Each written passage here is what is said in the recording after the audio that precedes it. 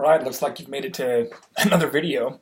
So in this one, we're going to take a few minutes to talk about habits, habits of effective people, habits of ineffective people. And there's all kinds of books on this, right? So there's the 7 Habits of Highly Effective People by Stephen Covey. There's an entire industry devoted to this, to helping people become better at mastering their habits. Because what's the saying? The person that has mastered their habits are makers of their own destiny, while those who are encumbered by their own habits are pawns to their own shortcomings and character flaws. Right? So simply put, remarkable people who transcend that knowledge to behavior gap, they're also masters of their own habits and the developers of their routines. So I have 3 things that I do every morning. The first one I do is I do meditation. Okay, it's a simple 7-step meditation. This isn't like your meditation where you're just sitting there thinking with your own thoughts. I know this is a guided meditation process. So it's designed to move me from one phase to the second phase, third, fourth, fifth, sixth, seventh. And it's very helpful. And I'll walk you through a little bit of what I do there. And then after I do my morning meditation, it's about 15 to 20 minutes of meditation, then I do my affirmations. And you're like, well, what is an affirmation? Well, an affirmation, simply put, it's a present tense statement of habits. So it's like abilities, strengths, etc. So, for example, I write, I am effective in dealing with strangers, because who doesn't want to be effective dealing with strangers? I have good penmanship. Which may not be true at the time, but as you practice and you write, I have good penmanship, or I have excellent penmanship, believe me, it'll actually come. I am an excellent negotiator, or I have empathy and am connected to my clients. So I write them down in the notebook, and I change them every 21 to 30 days. That's about how long it takes to make a habit. And then after I do that, then I review my calendar and my planner for the day. And we're going to go over why I review that after I do my meditations and my affirmations in just a minute. So let's talk a little bit about this 7-step meditation process that I do. So I'm not going to lead you through a guided one right now. I'll do that in another video. But basically the first step is we focus on mindfulness.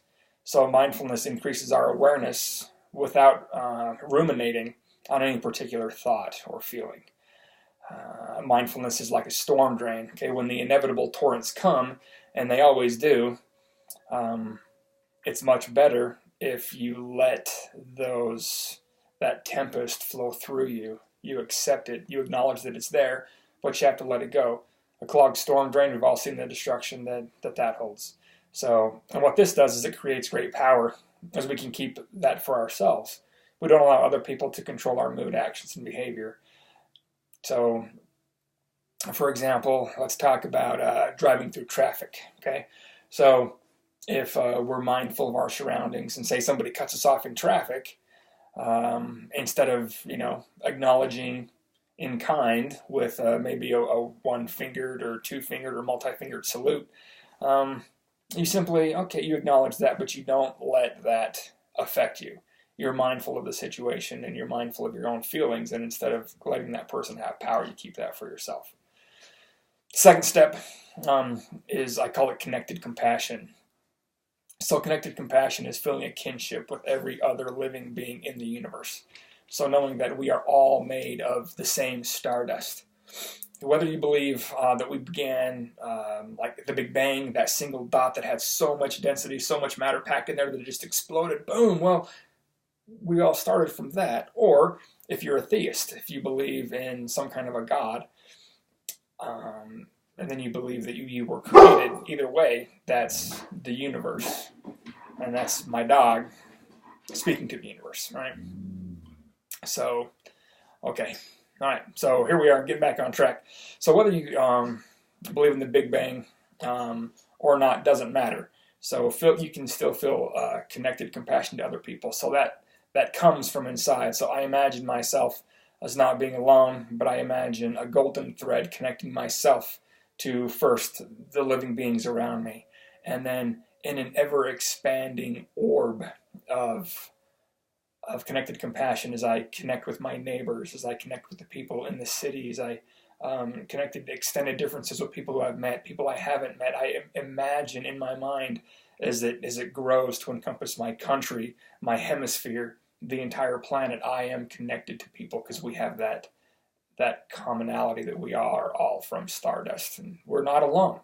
We're never alone. And that golden thread, just like gravity, we are drawn to each other. If there are only two people on this planet, I would assume that eventually they would be able to find each other. So, moving on to the next step, step 3, I call it grateful introspection. Okay, being grateful doesn't mean that I focus on things that I have. I don't focus on my house, my car, my computer, YouTube. I mean, that's all great things, but that's not the purpose of this exercise. The purpose of this is to focus on, first, personal experiences that I have. What's happened in my life that I'm grateful for personally. And then I think of my work experiences. What has happened in my work life that I am grateful and thankful for? And finally, I have to give myself some self-love. What am I grateful for in myself? What are some of my habits, my attributes, that feeling of empathy that I have, being able to be connected with other people? That's something that I'm grateful for. I think it helps me a lot in my chosen career and throughout my life. So after that exercise, I move into the forgiving heart. Now, this is probably the hardest part of this entire exercise. So what forgiveness does is it releases you. It enables a person to move on to better things. You're able to let go of hurtful situations or people from your past that may have done you wrong. And it's hard. I mean, there are people who take advantage, and sometimes that person you might have to look at and forgive is actually yourself. And it might take multiple times. Sometimes I have the same person, and I've apologized to myself over and over again, and I imagine myself forgiving that person, and then I imagine that person forgiving me, and it's amazing what that does. So step 5 is what I call long-term dreams and visions. Okay, so I pick a talent that I have, and a vision that I have for growing that talent, to take that to the world. And you got to think big on this one. And besides just thinking about it big, it's imagining and envisioning what happens. What does it feel like? What do you see? Are there any smells? What do I hear? What do I taste? So it's interesting. Your subconscious doesn't know the difference between experiences that are seen, experiences that are imagined, or experiences that really happen. So I have an example I'd like to share with you on this one. So imagine yourself walking into your kitchen, okay? And as you walk into the kitchen, there's this big wooden bowl full of fresh lemons. And so you get out your cutting board, wherever it is, get your favorite, sharpest knife, okay? So get that lemon, place it on the cutting board, and roll it back and forth to help begin to release the juices. And you notice there's the aroma of the lemon as you roll it back and forth. And now you take your knife with those juices released, go ahead and slice it in half. Take that lemon, smell it, and then squeeze that lemon into your mouth. Okay. So for most people, you feel that saliva. Your glands are just releasing that because you can imagine what that tastes like. So your subconscious is so powerful. Did you actually taste that lemon? No, but your body is reacting to that story. It's the same way with your long-term dreams, goals, and visions. As you envision what that feels like, and as you incorporate more senses, your body is going to do the best that it can to help that become a reality. It's amazing. It's empowering. So, do it. Okay, do it. And then I move on to step 6. And this step 6, I call it planning my ideal day, or envisioning the ideal day. So imagining it from waking up, going through your morning routine, your drive to work, your work evening, and then getting back into bed. But don't just gloss over it. Imagine those things that are important to you, something that's going to happen that day.